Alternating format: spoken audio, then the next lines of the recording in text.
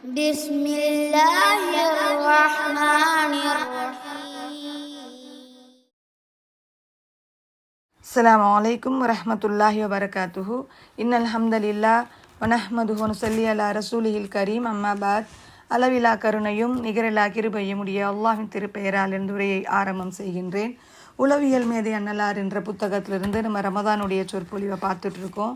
அல்லாஹ் குரானில் கூறக்கூடிய மனிதனுடைய இயலாமை குணங்களையும் அதை எப்படி நம்ம சரி காணலாம் அப்படின்னு சொல்லிட்டு குரான் ஹதீஸ் மூலமாகவே அல்லாஹ் கூறக்கூடிய அந்த அறிவுரைகளையும் குறித்து நம்ம பார்த்துட்டு இருக்கிறோம். இன்றைக்கி நம்ம எதுலேருந்து பார்க்க போகிறோம் அப்படின்னா, பலவீனமானவனாக இருந்தால் பாவ மன்னிப்பு மற்றும் இறை அச்சத்தை கொண்டு பலப்படுத்த வேண்டும்.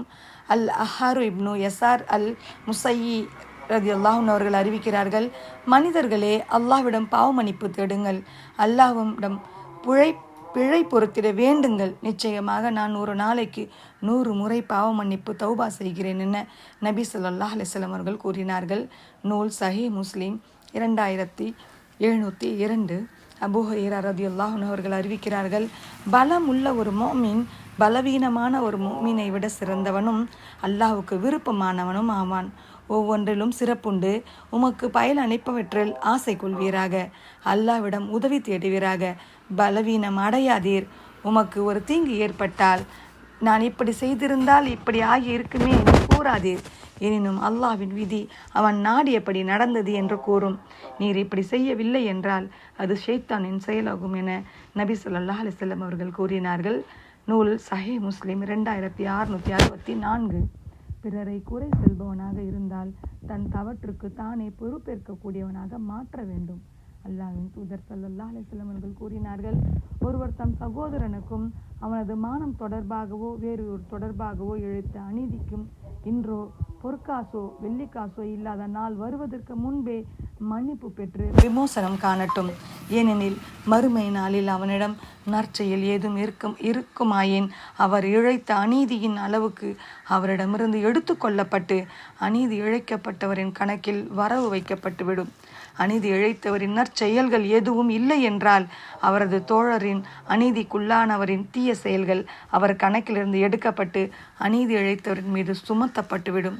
நூல் சஹீஹ் புகாரி 2449. நபி ஸல்லல்லாஹு அலைஹி வஸல்லம் அவர்கள் கூறினார்கள், எவரது நாவு கை ஆகியவற்றின் தொல்லையில் இருந்து பிற முஸ்லிம்கள் பாதுகாப்பு பெற்று இருக்கிறார்களோ அவரே உண்மையான முஸ்லிம் ஆவார்.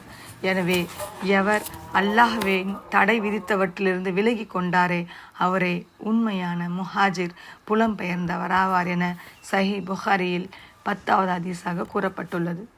பயம் பதட்டம் உடையவனாக இருந்தால் பொறுமை நிதானம் ஆகிய பண்புகளை கடைபிடிப்பவனாக மாற்ற முயற்சிக்க வேண்டும். நிச்சயமாக நாம் உங்களை ஓரளவு அச்சத்தாலும் பசியாலும் பொருள்கள் உயிர்கள் விளைச்சல்கள் ஆகியவற்றின் இழப்பினாலும் சோதிப்போம். ஆனால் பொறுமையுடையோருக்கு நபியே நீர் நன்மாராயம் கூறுவீராக என அல் குரானில் 2வது அத்தியாயம் 155வது ஹதீஸில் அல்லாஹ் கூறுகின்றான்.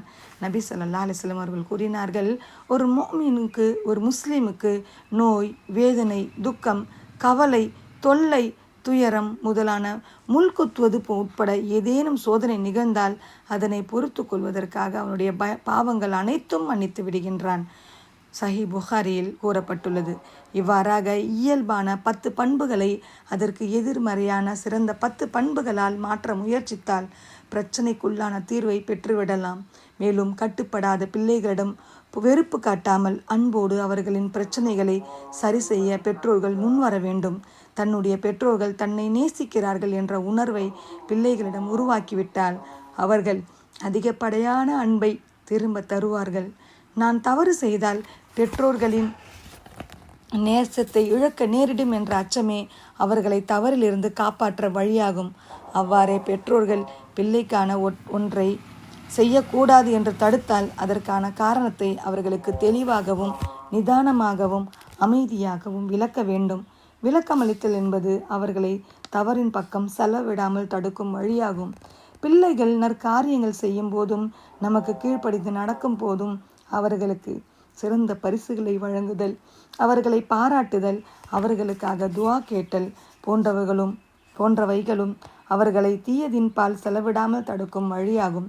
நபி ஸல்லல்லாஹு அலைஹி வஸல்லம் அவர்கள் அப்துல்லா, உபைதுல்லா, இப்னு அப்பாஸ் போன்றவரை ஒரு வரிசையில் நிறுத்தி வைத்து, யார் என்னிடம் முதலாவது வருகிறாரோ அவருக்கு இப்படி பரிசு வழங்குவேன் என்று கூறினார்கள்.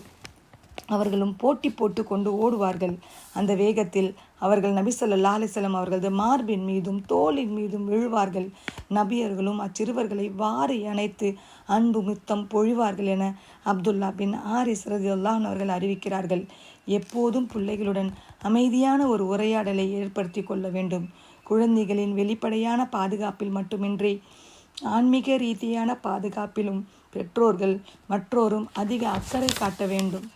நபி ஸல்லல்லாஹு அலைஹி வஸல்லம் அவர்கள் ஹசன், ஹுசைன் ரலியல்லாஹு அன்ஹுமா ஆகிய இருவருக்குமான பின்வரும் பாதுகாப்பு தேடுவார்கள்.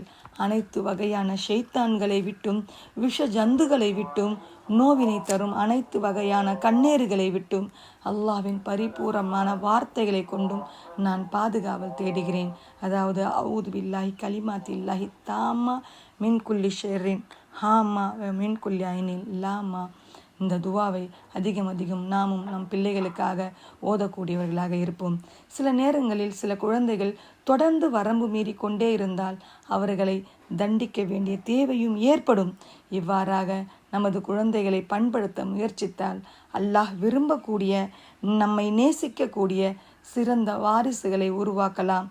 அல்லாஹ் நம் அனைவருக்கும் அருள் புரிவானாக. இன்ஷா அல்லாஹ் நாளை வேறு ஒரு உளவியலுடன் சந்திப்போம். வஹ்ரதவ் அனில் ஹம்துலில்லாஹி ரபில் ஆலமீன். அஸ்ஸலாமு அலைக்கும் வரஹ்மத்துல்லாஹி வபரகாத்துஹு.